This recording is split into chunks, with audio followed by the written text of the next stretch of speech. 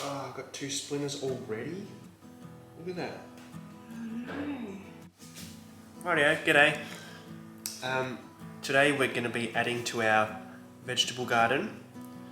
I'm going to be working on another of our big wooden planter boxes, and it's going to be working on a couple of pre-made, well not pre-made, but like flat pack planter boxes. Yeah. Whoa! Whoa! Yeah, so we saw these at Bunnings and we thought they're really cheap, and we're like, why not just get a couple to add to our garden? We might use one as like a full strawberry bed and then the other one for herbs. And anyway, so we're expanding our veggie garden today and we'll bring you along. All right, enjoy. Oh, sorry. It's a hot Australian, so I don't need my hat. Plus, I also sneeze when the sun hits me in the eyes. Yeah, I do that too. It's some condition. Yeah. It's not like It's bad like an thing. allergy to the sun. Yeah. Oh, right, so we've been to Bunnings. We've got these Sienna pine sleepers. These are really good for garden beds, especially, vegetable beds especially, because these are treated by pressure. They're not treated with chemicals, which means it's really safe for you to grow vegetables that you're going to ingest, because you have no chance of the chemicals leaking into the garden bed. So these are 3 meter long boards at Bunnings, and we've just gone to the guys at Bunnings and asked them to cut them into a 2 meter board and a 1 meter board. So you can see the 1 meters are here, the 2 meters are here. So these will make up the long side of the bed, these will make up the short side of the bed. Obviously it'll be a 2 by 1 meter planter box. And yeah, I'm gonna get into it. Alright, so I've got my spade bit here. You make sure that this part is just wide enough for the head of your coach screw to fit into, and your bolts, because then you can recess the bolts into the wood and it just looks a lot better and smooth. So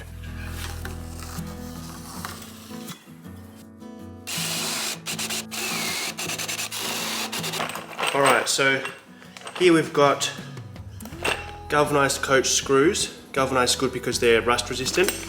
M10 by 100. So the M10, I'm going to pop a 10.3 mil drill bit on the drill the holes in through the spade bits, because then these will have a 0.3 mil gap and they'll fit perfectly in there. So that's the next step. So you can probably see there that the spade bit's left a little tiny hole in there. That's where you're going to place the drill bit to drill the full hole.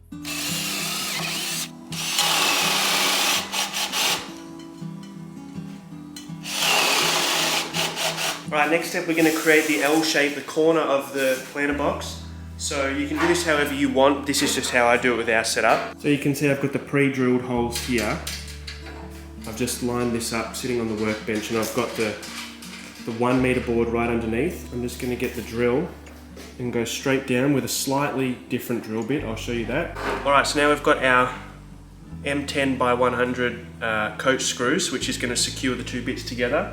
So you can see I've drilled the first holes through the big 2 meter board with the 10 mil, which is roughly the same thickness as the head part of the coach screw, slightly wider just so it slips through. Now I'm going to switch to a thinner drill bit, which you can see is pretty much the width of the actual screw part inside the thread.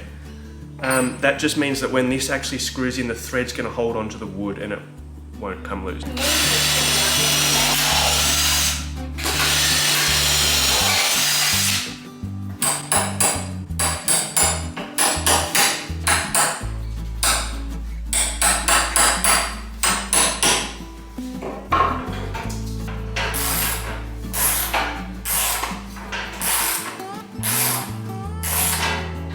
Alright, so you can see the coach screws are in, and because we did that spade bit, they're flush, they're in line with the wood, and they look really nice as well. That's 1 L shape out of 6 done. I'm going to create another 6 of these, and then we're going to put them all together to make a big box. Meanwhile, my wife over here is making we bought 2 of these just from Bunnings yesterday. These are those beds we were telling you about. We're going to put herbs in one and probably strawberries in the other. But they're actually pretty big, hey, Hen? Yeah, they're, what are they, 1.2 by 90?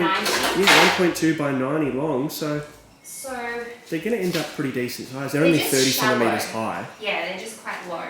Yeah, but that's alright. I think that's fine. They'll be a nice little addition. Yeah. Yeah.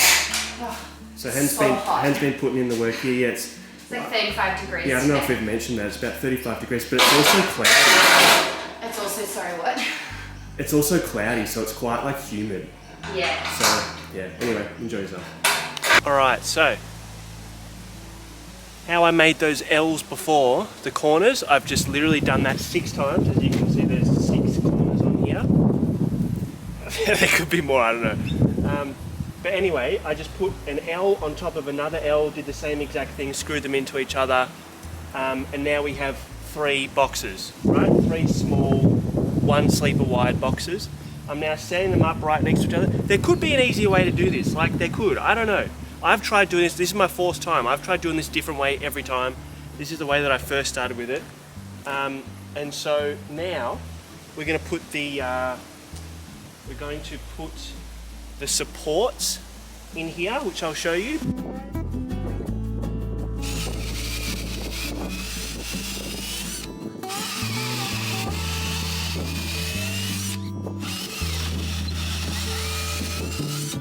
Alright, we've got all 4 supports in, all the bolts are done, we are finally finished. Now, the last thing for me to do is to somehow deadlift this onto the P handle there, the trolley, and wheel it over into position. If you're doing this and you can't lift heavy things or you don't like lifting heavy things, I would suggest trying to do this close to the area where you're going to put the bed, or just have a couple people to help you do this, because they are very, very heavy once they're fully made.